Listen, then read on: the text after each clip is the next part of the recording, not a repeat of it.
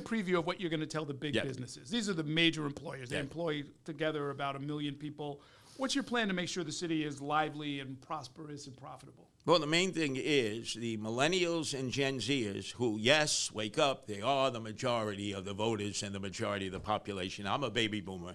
I have to keep reminding baby boomers we're no longer in control. They control the votes as they should, and they are the majority of the population. So let's use my wife, Nancy, the animal rescuer.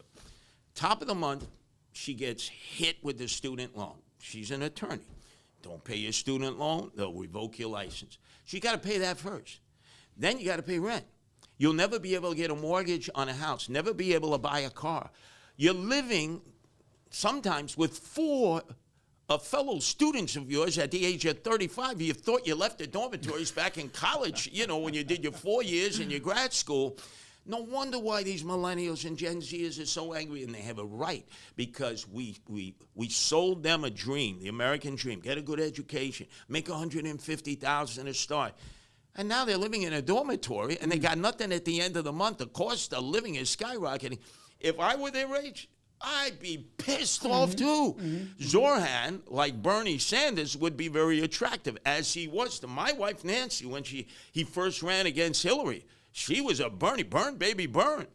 Then was upset that he capitulated to Hillary, who really lost the primary but got the superdelegates. And then she became a Trump voter. I wasn't even a Trump voter. But she went from one to the other. And that's what some young people have done. Right. So they're feeling in a radical way that the system is not working for them. So it's kind of like, look, I tried Bernie Sanders. That didn't work. Let me try Donald Trump. It can be that wide of a swing. And they're landing, a lot of them now, on Zoran Mamdani. How do you convince them to come to Curtis Sliwa? Well, first of all, you have to go in the neighborhoods there. So I noticed Cuomo, well, he barely goes out. Everything is so controlled. You know, he's in a little, I call him Bubble Boy. He's, you know, everything controlled, antiseptic. He thinks he's still governor. He thinks he's, you know, Prince Cuomo. He's not. He's a candidate who got kicked. His butt got kicked in the primary by Zoran Mamdani.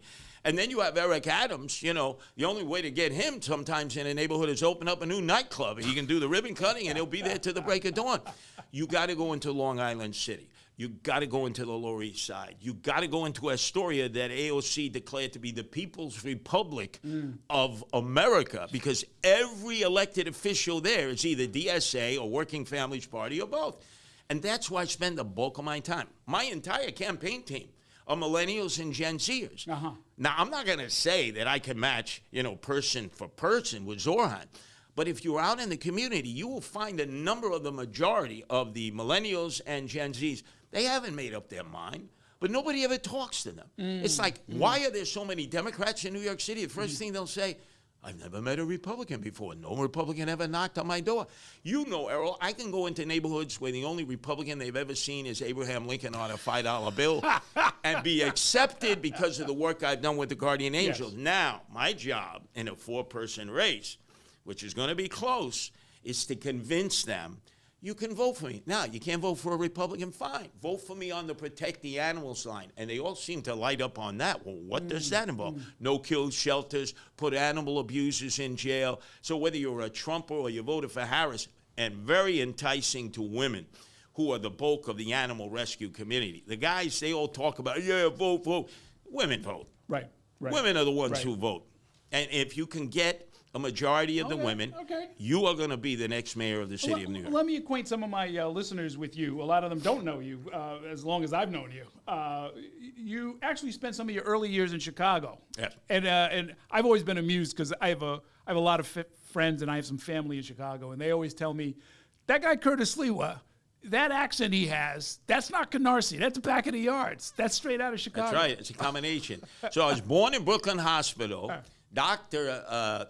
Duckman, who was actually the father of the famous judge, remember? Who released the guy who went out and killed the woman at Coppell's car dealership on Northern Boulevard, you know, because of the dog. He said, well, I got to go home to take care of the dog. And dopey Duckman released him.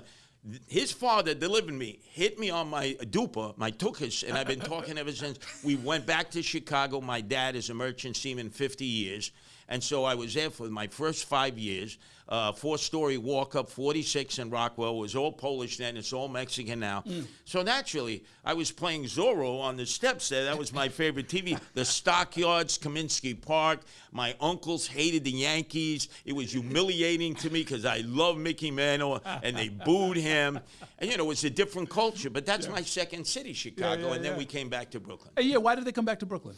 We came back to Brooklyn because my dad had to go and ship out, merchant seaman, 50 years. And, you know, you had the lakes. And, you know, he was tired of sailing out of, you know, Lake Michigan, down the Mississippi. He left high school at 15. He was the oldest of 4, Depression.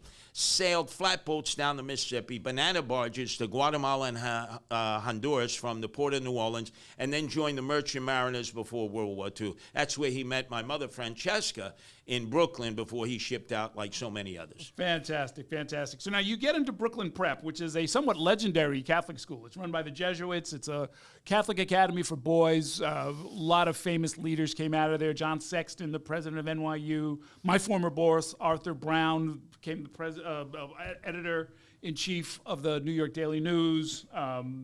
For those who know the name, there's Joseph Califano, who became a cabinet secretary, worked for Lyndon Johnson, worked for Jimmy Carter. And, you know, Curtis Sliwa is on this leadership track. You're elected president of the senior class. Well, let's go back a little. You mentioned John Sexton. Yeah.